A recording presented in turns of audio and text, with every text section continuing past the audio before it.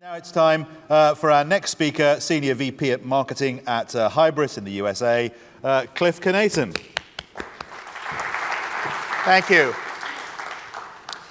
Good afternoon. I'm going to take a little broader view of the definition of e-commerce. Typically in magazines, you think of it as selling somebody else's goods. I'm going to talk about it in the context of selling more of your own stuff.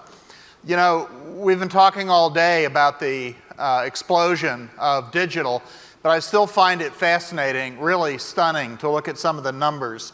51 million websites added in 2012, almost 90 million new Tumblr blogs, 60 million WordPress sites, 2.5 million hours of news-related video added to YouTube. That's not cat-related, that's news-related video. There's a lot more cat-related video, but that's another story. What's this all mean? That's all content. That's the same business you're in. That means there's a massive thirst for online content, and the problem is it's virtually all supported or desiring to be supported by advertising. So, interesting article in the Wall Street Journal recently talked about YouTube, Google's YouTube.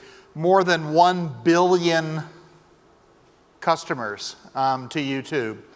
And their readership, if you will, was up about 50% last year. YouTube generated more advertising revenue than Time Inc. with all of its publications. And that advertising revenue increased by 60% last year. Can you imagine your ad revenue going up 60% in a year? And still more and more competition. Big companies wanting to produce content to be supported by advertising, joining the fray. So this is what I promised I would show you. This, to me, is the most frightening slide that you'll see this week.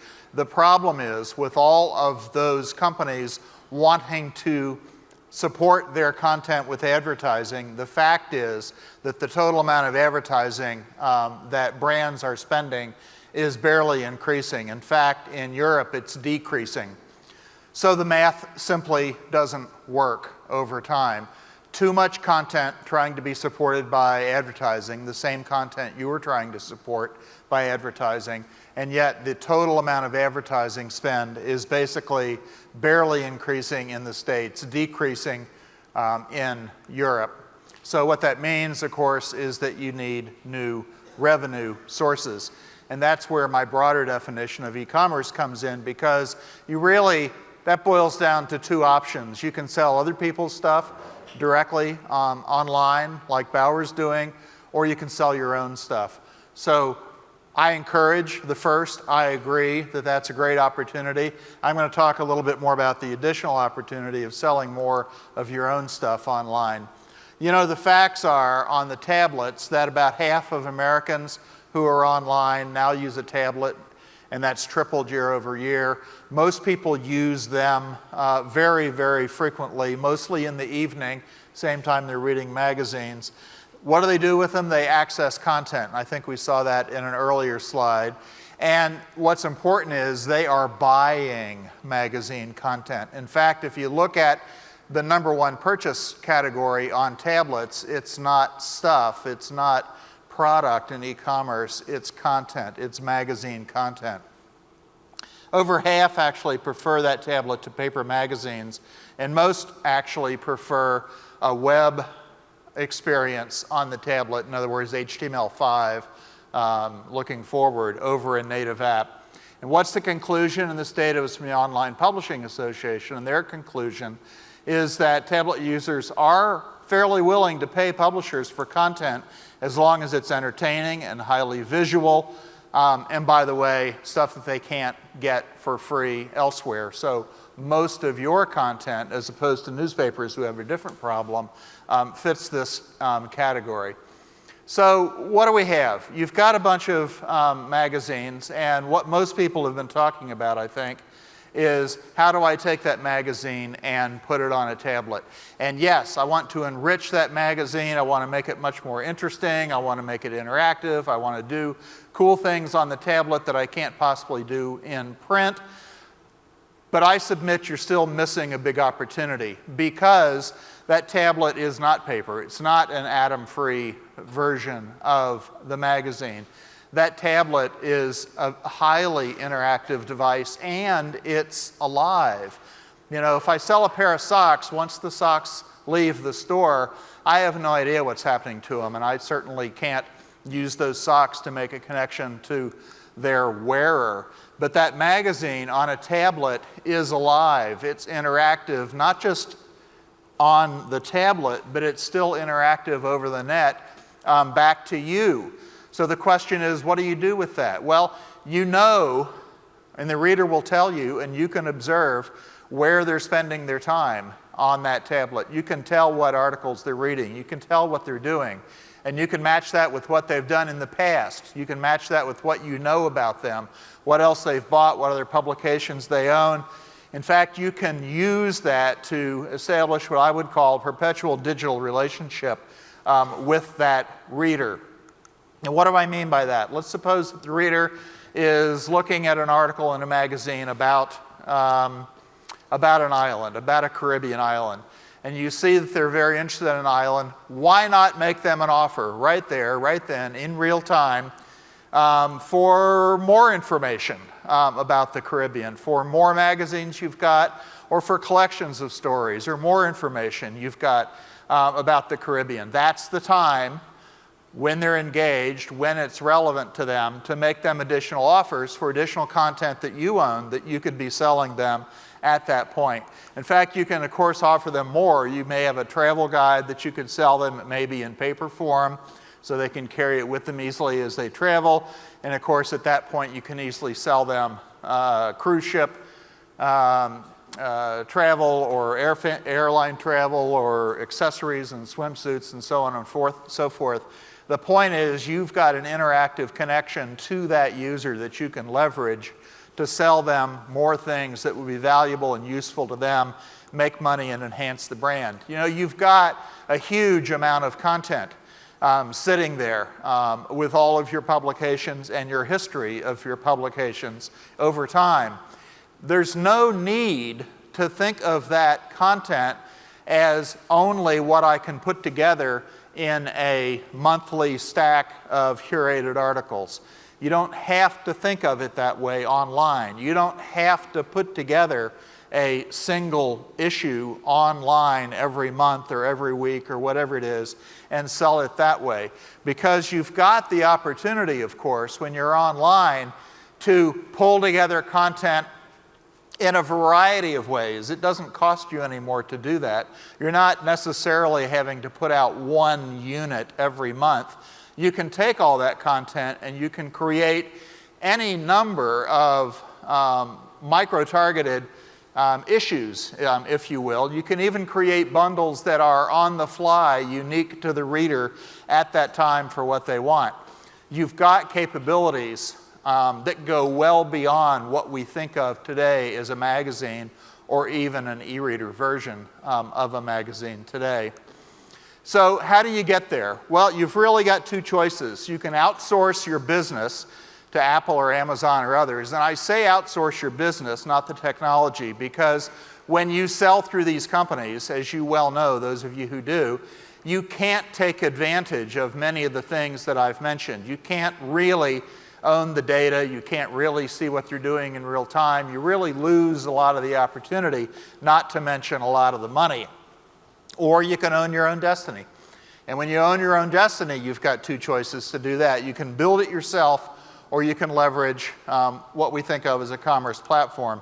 So let me give you a little history lesson. This is 50 years of IT progress. You know, a long time ago, people used to build their own operating systems. Can you imagine, you know, for your staffs, if you said, nah, we're not going to use Apple's operating system or Microsoft's operating system, or, you know, we're going to build our own operating system. You'd be crazy to do that, but people actually used to do that at one time, and then they became a commodity. Databases the same way. People used to build their own database systems, and then Oracle came along, and you have to be crazy to do that. And then people built their own ERPs for a long time, their own accounting systems and payroll and HR. People don't do that anymore. They buy SAP or they buy Oracle. And then there were app servers, which pulled together all the common capabilities that people used on the web all the time. And then retailers who used to build their own commerce sites from scratch, realized that a lot of those functions could be pulled together. Do they still have the capability of being totally creative, totally innovative, doing whatever they want to do? Absolutely. Virtually all the big commerce sites, except for Amazon and eBay, virtually all the other commerce sites are built on top of a commerce platform, a commercial commerce platform. Why? For the same reason as below. You'd have to be crazy to do anything different.